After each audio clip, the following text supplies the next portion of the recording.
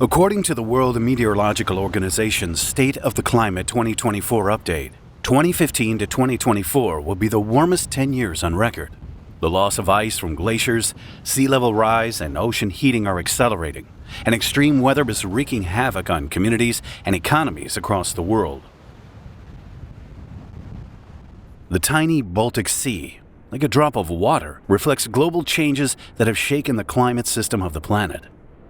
Over the past 30 years, the world ocean has warmed by 1 degree Celsius, and the shallow Baltic Sea by 2.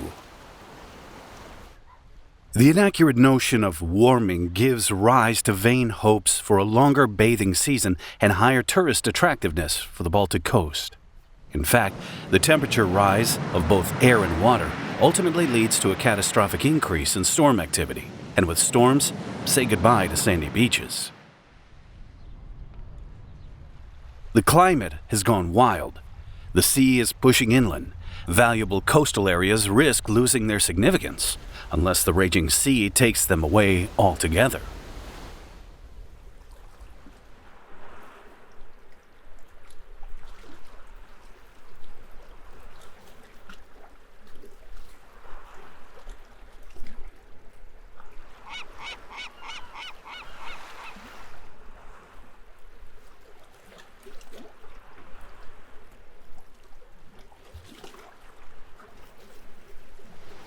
Why does rising temperature lead to increased storm activity?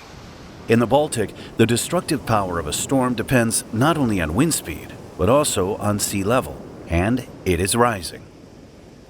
Sea level in the Baltic rises as water from melting glaciers is added to the world ocean. A local phenomenon tops up the global one. Air and water temperatures in the Baltic region are rising even faster. The heated water expands and takes up more space. Winters in the region are becoming milder, and the rise in winter temperatures is outpacing the rise in summer temperatures. As a result, the Baltic sea level is highest in winter. An expert, Dr. Maja Viška, explains these processes on the example of the Latvian coast. So we will talk today about how the global climate change are affecting Latvian coastline. And there are many factors that will affect, and one of the main points are the frequency of storms that will be increasing and resulting also in increased water levels. And that means that waves will be higher and they can go deeper in dry land and destroy bigger parts of the coast. And also, if the climate is warming, there is shorter period of ice. And that's affect actually Gulf of Riga more because that freezes more frequently, and the ice protects coast, and then water and waves are not destroying the coastline.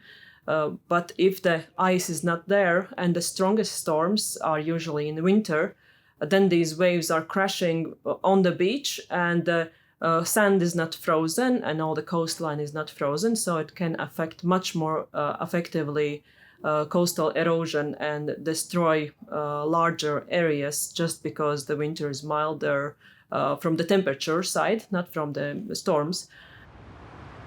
A persistent westerly wind can add water from the North Sea into the Baltic Sea. This is what happened in 2023 when a wind setup led to a catastrophic flooding in Germany, causing damage estimated at 200 million euros. While in the second half of the 20th century, destructive storms with winds over 25 meters per second recurred, on average, every 16 years.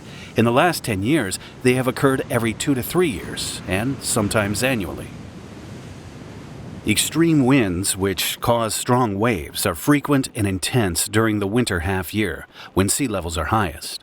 In the winter of 2022, 4 strong storms in a row hit the Lithuanian coast with a wind speed of up to 35 meters per second. Such a series of storms has not been recorded for more than 150 years. Sea waves washed away 1.3 million cubic meters of sand, which had comprised almost a tenth of the entire dune ridge of the Curonian Spit, a UNESCO World Heritage Site. The Baltic hurricane season usually begins in October and ends in March. However, in August of 2024, a powerful storm accompanied by heavy, prolonged rainfall caused damage to the popular Latvian resort of Jūrmala, estimated at 11 million euros.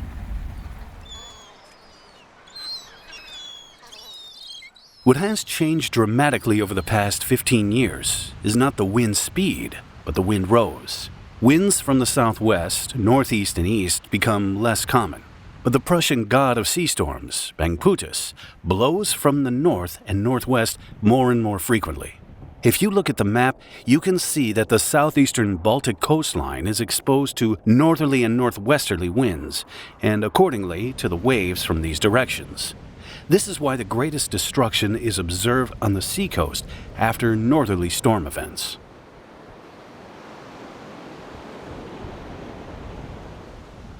Dr. Loreta Kelpšaitė points out that the instability of the climate system is particularly evident when the effects of local changes overlap each other. So the combination of nonlinear processes, like what is said, that wind direction, wind velocity, wave height, and seawater level rise, can cause very high water level like in the middle of summer. So 5th, 6th of July in 2016, in Palanga, the water level was up to 1 meter higher than normal, so mean sea water level. And that means that in the middle of summer, the beach was totally covered by water. And 6th of July in Lithuania is national holiday, it's a festival, and it's middle of summer, so half of Lithuania, so almost 1 million people, are living in Palanga at that time. And can you imagine the faces of the people when they came to the sea and there are no beach at all? And we don't have any storm, nothing. We just have that combination of wave setup, wind setup, and high water level in the all Baltic Sea. The Baltic Sea is surrounded by 9 countries. The densely populated coastal areas are home to various economic activities: fishing, tourism, ports, hydraulic structures, and valuable natural areas. And where infrastructure is developed at the expense of natural processes, the destructive impact of climate change is superimposed on anthropogenic pressures. We will focus on the most vulnerable shores of the southeastern Baltic, within Latvia, Lithuania, and Poland.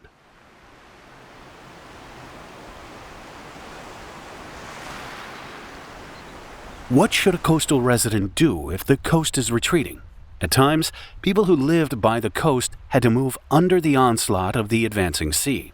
But gradually, they learned to stand up for coastal areas. Take the great experience of the Dutch alone. But in the Baltic, too, the protection of the coast from erosion and floods has its long history. Over the centuries, various coastal protection structures have been created and put in practice, including groins, sand traps, breakwaters, and seawalls. The thing with coastal protection is if you start, you cannot stop. It is like the basic understanding of coastal functioning is that if there are some aggressive, some invasive actions taken to combat coastal erosion, you will have to fight this war for a long time, and you will have to use in time some even more aggressive approaches, even heavier structures, and to keep this coastline from moving landward. This is a basic idea of coastal management, let's say. But isn't it time to abandon rigid structures in favor of softer interventions? For example, using sand nourishment on beaches to ensure natural dynamics. or preserving tidal wetlands that mitigate flooding, or restoring coastal dunes damaged by intensive tourism development.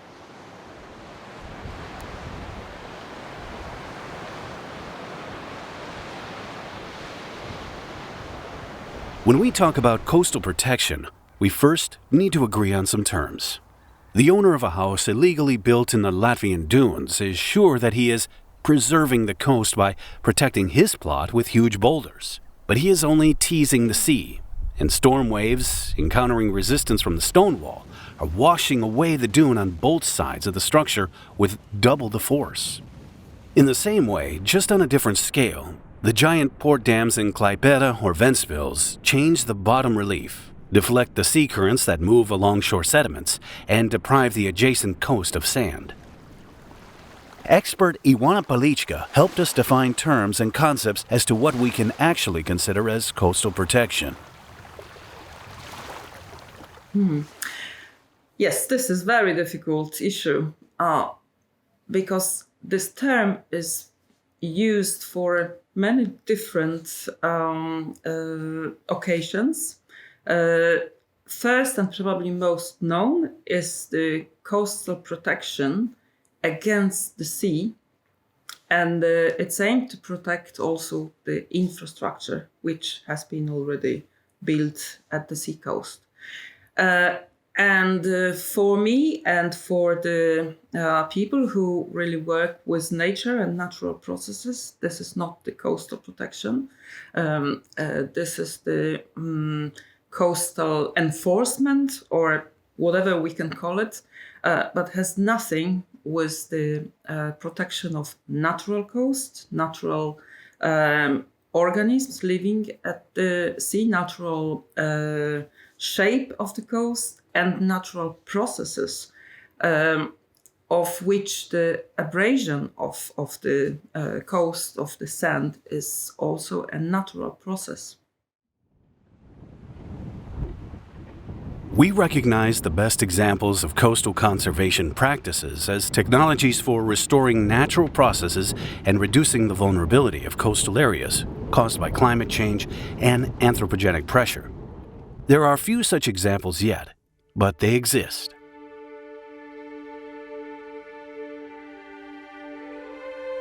The Lithuanian seacoast is 100 kilometers long, and half of it is occupied by the Curonian Spit, a UNESCO World Heritage Site.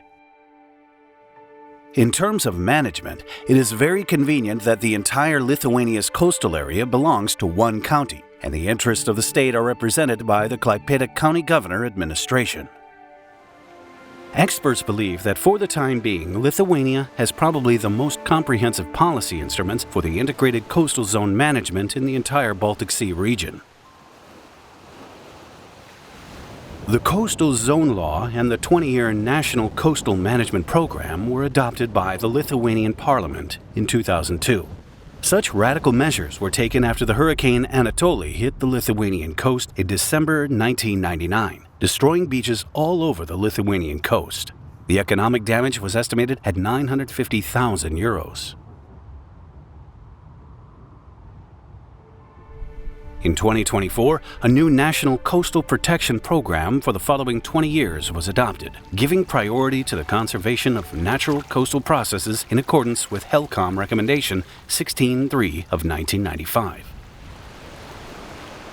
The protection of the Curonian Spit seacoast is the key to its integrity and existence, and the fordune, made by human hands in the 19th century, is an integral part of the outstanding universal value of the World Heritage Site.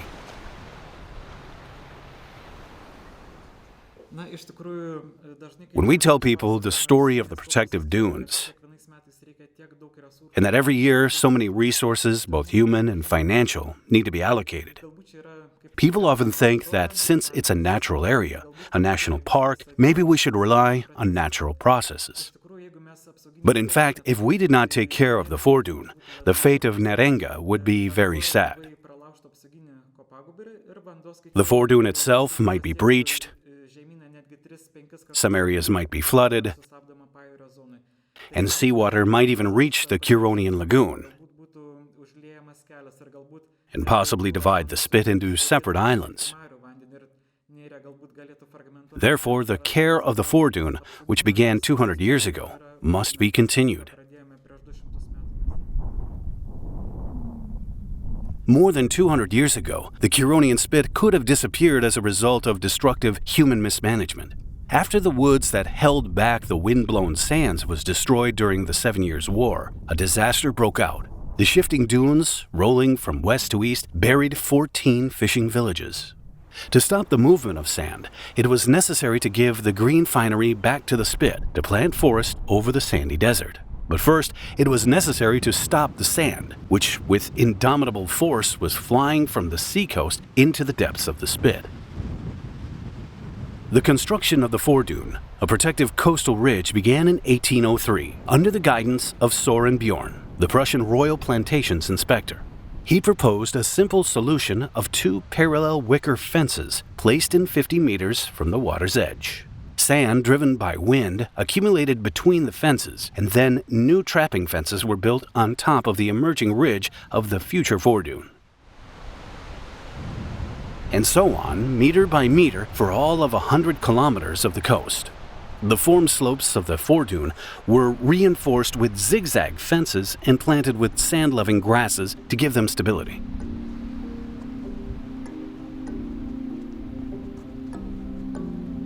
Bjorn relied especially on ammophilous grasses, noticing their ability to hold sand with intertwined roots and shoots. He tested his method of building up a foredune in 1795 on an experimental section of the Danzig coast, where he managed to stop the dune movement with the help of typical coastal grasses. In 1877, the Prussian hydraulic engineer Gotthilf Hagen enhanced the technology. He provided recommendations for the foredune profile. The dune ridge forms a horizontal line. The western seaward slope should be short and steep, and the eastern landward slope should be long and gentle. A high dune at the northeastern tip of the Curonian spit is named after Hagen. The protective coastal dune ridge was constructed under the supervision of specially designated dune inspectors. The teams were assembled of local residents, and all work was done manually. It took almost 100 years for the man-made coastal ridge, which we now call the foredune, to emerge from the proximal end of the Curonian spit in the southwest to its tip in the northeast.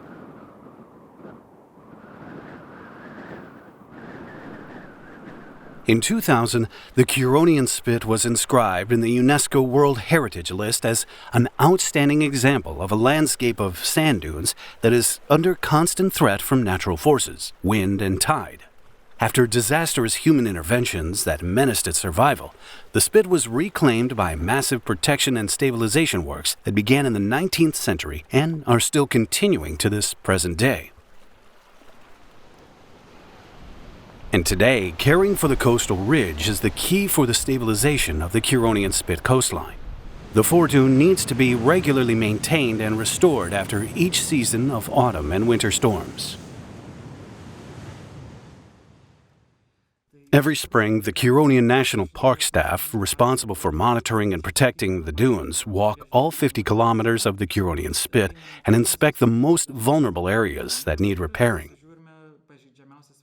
We pay the most attention to the western slope and record all damage. It is also important to note that we do not forget about protective and recreational infrastructure and look for what needs to be restored. After the coastline checkup, a detailed scientifically based action plan is worked out. It is important to mention that the maintenance of the protective dunes has always been professional, throughout history and today as well. We consult with scientists, including specialists from Klaipėda University and the Nature Research Center in Vilnius, who have many years of experience. They provide recommendations on what measures should be taken to solve problems and identify problem areas. They also help us predict what future scenarios may be there, especially in the context of climate change.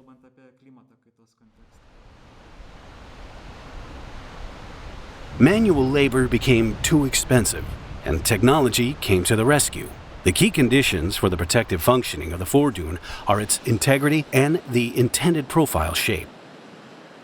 First of all, the profile of the dune's western slope is to be restored after being destroyed by sea waves. Its grade has to be of 60 degrees. Then comes the turn of laying brushwood.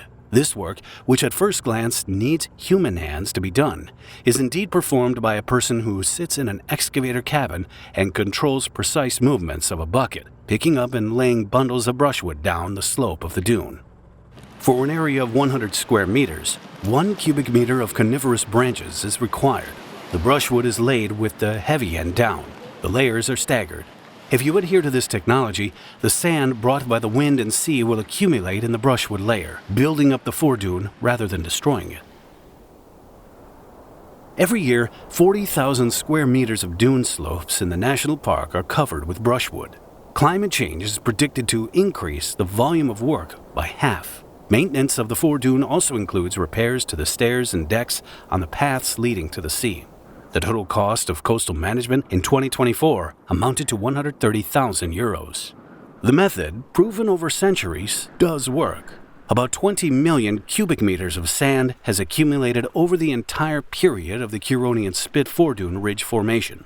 For the past 5 years, nearly 1 million cubic meters of sand has accumulated, almost 5% of the total foredune volume. This indicates that coastal protection activities on the Curonian Spit are extremely effective.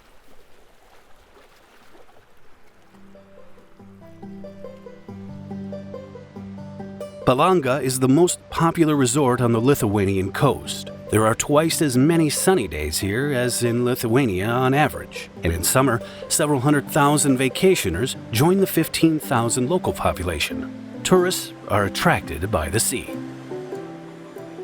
There are equipped paths leading through the dunes to the sea, but in Palanga there are no such strict rules as in the Curonian Spit National Park, and vacationers often cross the dunes wherever they want.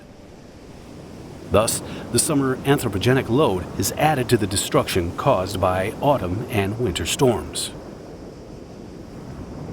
The foredune here also needs to be repaired. But on the coast from Klaipėda to the Latvian border, the foredune restoration technology is not so carefully followed. The slopes are simply covered with brushwood more densely in order to block access to the dunes for vacationers. It is not surprising that the storm of January 3rd and 4th of 2025 caused significant damage to the mainland part of the seacoast from Klaipėda to Palanga, while the foredune on the Curonian Spit remained intact. At the same time, Palanga is an inspiring historical example of preserving coastal areas. This example is always there for us to see. The famous pine forest located by the coast and protecting the cozy town from the piercing sea winds. In fact, the forest is one of Palanga's attractions, and the bike path stretching along the coast allows you to ride under the shade of centuries-old trees all the way to Latvia. Now it is difficult to imagine what Palanga looked like without its glorious pine forest. According to the memoirs of the Lithuanian author Aleksandra Šilgarytė, in the 1920s, the Palanga seaside was dominated by wind and flying sand. There was nothing to block the view of the sea. Outside my window to the west, there was a plain with shifting sand barchans. The sand was barely covered with a sparse, coarse grass, where there was no shelter from the constant sea wind. The forest planting started in 1924. Marijonas Dojotas, one of the prominent Lithuanian foresters, a teacher, scientist, and pioneer of sand dune reforestation, was invited to grow the forest on the shifting coastal sands.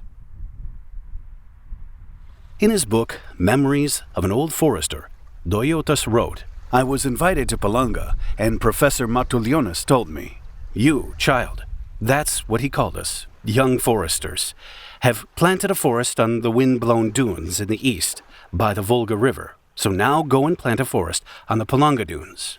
This is how I started my favorite job, fighting the shifting sands in Lithuania." Under the leadership of Dojotas and Palanga forester Jonas Gražiulis, about 200 hectares of forest were planted from Palanga to Šventoji during the interwar years. Foresters, students, and local residents were all working here.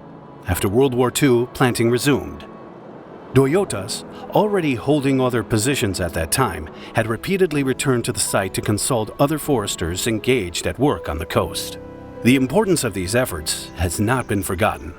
In Palanga, not far from Naglis Hill, a memorial pillar was erected to perpetuate the memory of Marionas Doyotas. Traditionally, foresters gather at this monument every year on the 20th of July to honor the memory of their famous colleague.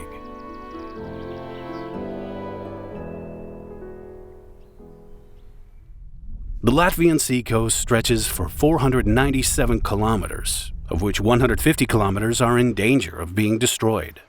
According to the forecast of the Latvian Center for Environment, Geology and Meteorology, by the end of the century, the Latvian Baltic coast will move inland by 50 to 70 meters, and in some particularly vulnerable areas by more than 100 meters. If from the 30s to the 90s of the last century, the sea annually ate away at the land from half a meter to 2 meters, then in the current century, in some areas, the coast has been retreating by 4 meters per year. Scientists from the University of Latvia worked out detailed recommendations for coastal erosion mitigation on each section of the coast 10 years ago. However, there is no national coastal management program in Latvia, and municipalities, institutions, and citizens are forced to cope with local phenomena of global climate change on their own. Sometimes they succeed quite well indeed. Each port in the southeastern Baltic stands in the way of the East Baltic coastal sediment flow as a barrier. This fully applies to the ports of Liepāja and Ventspils. Sand accumulates at the southern pier, where a wide beach is formed, and ends up in the shipping channel, which has to be constantly deepened. Periodically, a dredging vessel lifts sand from the bottom of the channel and dumps it into the open sea. No gain in one place without loss in another. This is the law of the coast. Therefore, on the northern side of the ports, the coast is chronically washed away. In neighboring Lithuania, sand taken from the Klaipėda port shipping channel is used to build up beaches on the northeastern coast. But Latvia does not have a dredging vessel that can get close to the shore. However, such technology was used in the tiny port of Engure, where the beach had almost disappeared behind the port breakwater, and the sea threatened the city cemetery. This modest example of good coastal restoration practice was provided, upon some reflection, by Dr. Jānis Lapinskis, a professor at the University of Latvia.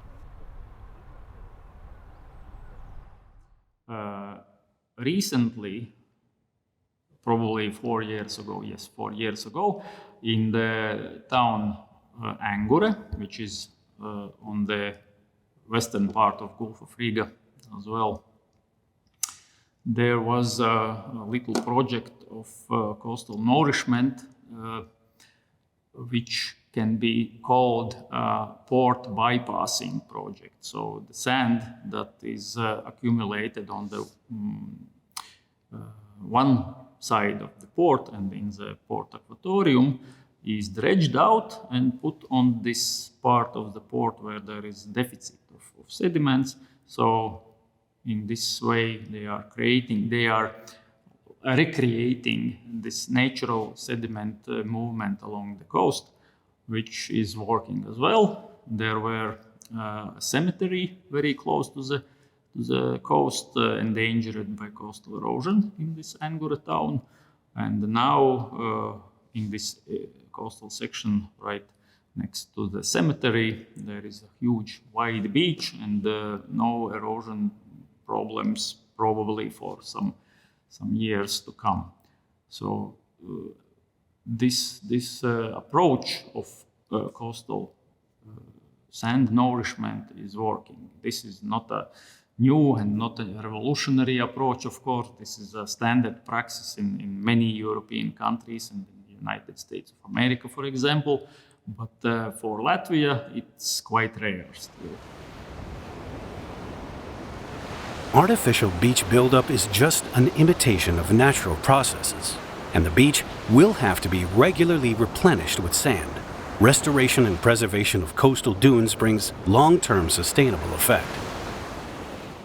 Gray dunes are a natural result of coastal stabilization, a formation that can withstand the onslaught of wind and waves. First, the wind forms mobile sandhills at the rear of the beach. Gradually, they are becoming populated with pioneer settlers of sand-loving plants. When the network of their roots is thrown onto the front dune and the movement of sand is stopped, nutrients begin to accumulate and the ability to retain water arises. Slowly, soil forms and the diversity of plants on the dune increases. Finally, lichens and moss settle here, creating a water-repellent surface that reduces erosion. Now, the gray dune is formed. The gray dunes are storm-resistant, but naked to invaders. The open spaces of the dunes are readily populated by young pines. The dune-typical light-demanding plants retreat, and there is a forest growing on the seashore. Where there is no dune in front of the forest, storm waves freely enter the forest and cause considerable destruction. Gray dunes are a priority habitat type of the European Union Habitats Directive and demand special attention for conservation and management, and Latvia has certain obligations to preserve them. The management of the gray dunes is entrusted to the administration of the Nature Protection Board and the Latvian State Forests. It is definitely surprising to see Robert Zilens, director of the Lake Engeri Nature Park Fund, tearing young pine trees out of the sand. For the man in the street, it seems barbaric. No, we try to keep them open, and we cut small pines. If the pine is very small, then you can just throw it out, and then so it doesn't grow anymore. But no, every third or fifth year you have to do the work. If you want to keep the territory open, some 30-40 years ago, when the cattle was grazing here from local village, this all was open. But nowadays people in the village don't keep cattle anymore, so gray dunes and also coastal meadows are just overgrown with reed or forest going on, so these biotops just disappear. There are about 1,000 hectares of gray dunes in Latvia. Protected area staff and foresters are overwhelmed with the task, and trees make it too big to grow on the dunes. The Latvian Green Movement launched a gray dune conservation project in 2021, focusing on several areas identified by experts from the University of Latvia as the most vulnerable. One of those areas is the Rakakapa Nature Park in the bend of the Lielupe River.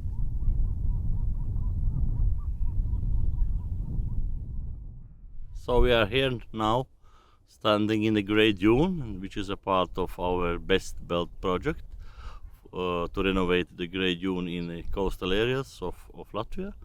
And here you can see how the Grey Dune actually looks like. And there is also a part of bushes we don't touch because it is still fastening the surface and keeps the Grey Dune alive in a way. But what we are doing, we are cutting pine trees, and you can see some examples where we have already collected some of cutted pine trees in the dune. And on the left you also can see those big pine trees which we don't touch because of legislation. It is not allowed to cut the trees which are more than 13 centimeters in diameter, and therefore we have decided to help to the state with renovation activities in the Grey Dune, because it is really endangered biotope in Latvia. Because if you don't do nothing and you don't take away the bushes and pine trees, you lose this biotope and it becomes a forested dune. So, and we have a lot of forested dune in Latvia, so therefore the Grey Dune is extremely important to save and to restore. Activists and volunteers of the Latvian Green Movement take care of the grey dunes on 120 hectares of the coast. In order to restore the dunes, it is necessary to ensure the support of the local government, forestry department, and nature protection department. To attract volunteers, the activists of the movement engage with a lot of local residents, especially school children, organize discussions, introduce young people to important issues of coastal protection. Each year, more than 100 volunteers participate in the restoration of the grey dunes.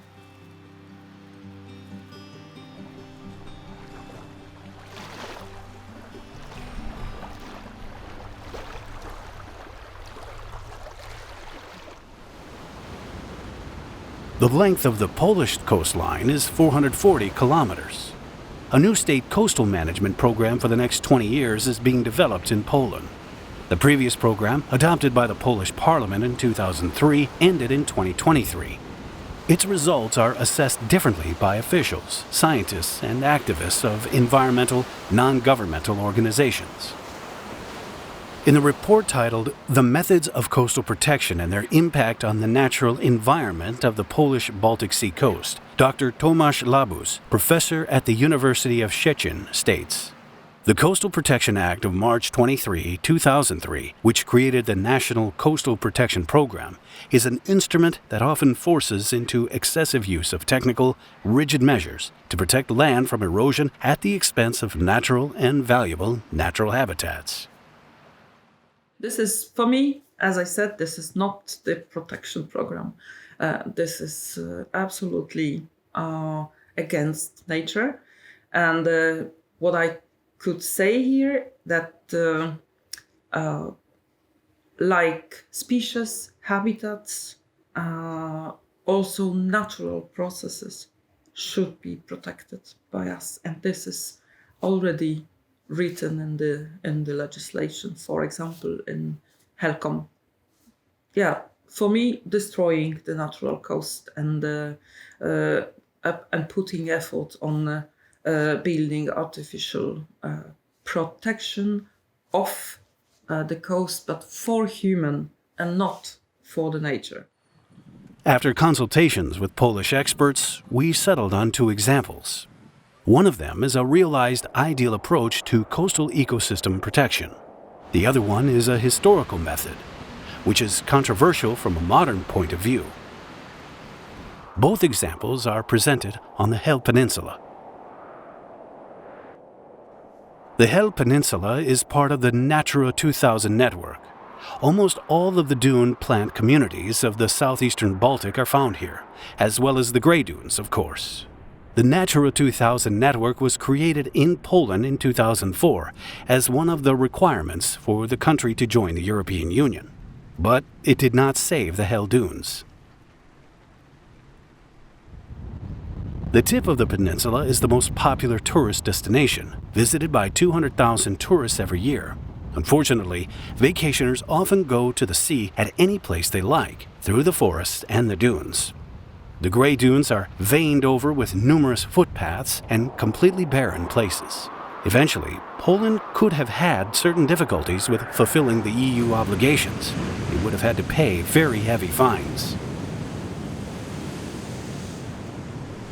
In 2011 to 2013, the Supreme Audit Office of Poland conducted an inspection of the peninsula and published a report stating, "Efficient protection of the Hel Peninsula seacoast from unauthorized human activity is not ensured. Recreational use is destructive." In 2014, the project, Revitalization of the Vegetation and Dune Cover of the Hel Peninsula Natural Habitats, was completed. It focused on the grey dunes at the tip of the spit that has suffered from tourists the most. I think the project was very important because it was joint effort by us as the scientists, by the local authorities, and by the Maritime Office, who is responsible for the coast and also realizes the projects on this building the protection of the coast.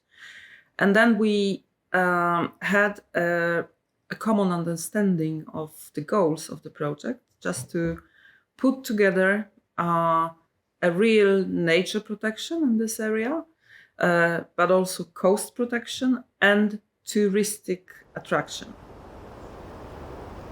After 10 years, the results of the project can be assessed.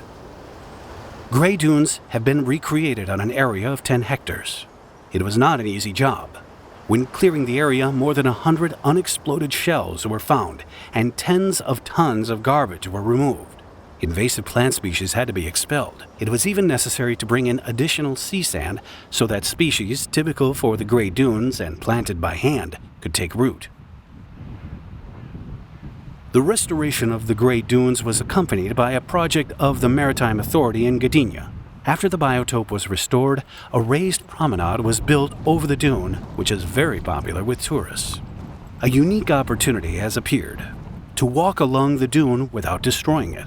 The promenade is convenient for simply reaching the beach, or you can cross the entire dune and get to know its inhabitants. Along the promenade, there are stands telling about typical dune plants and the value of Grey Dunes. It would have definitely been possible to simply fence off the most valuable natural areas and close access to them. However, the project developers arrive at the goal of preserving coastal areas not by driving tourists away from the dunes, but, on the contrary, by attracting them and creating conditions for environmental education.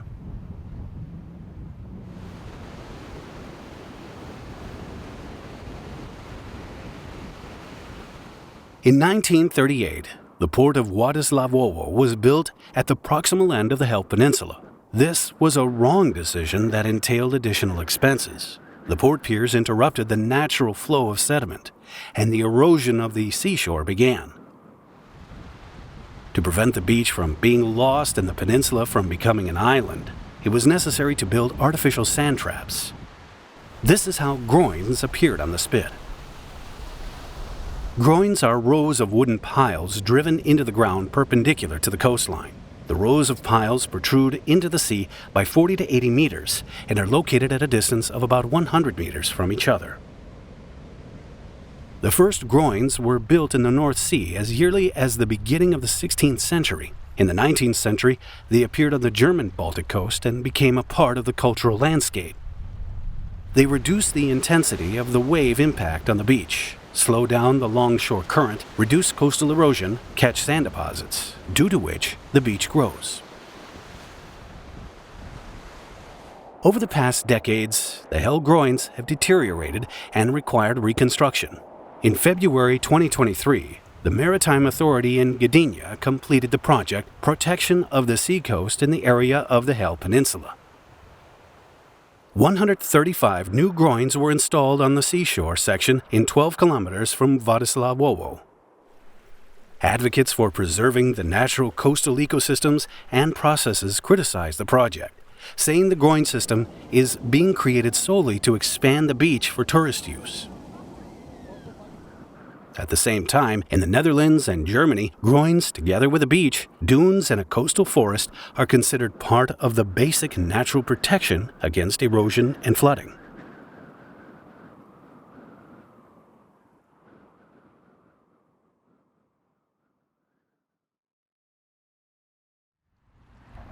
The multi-factor task of coastal conservation requires awareness, responsibility, collaboration, and compromise.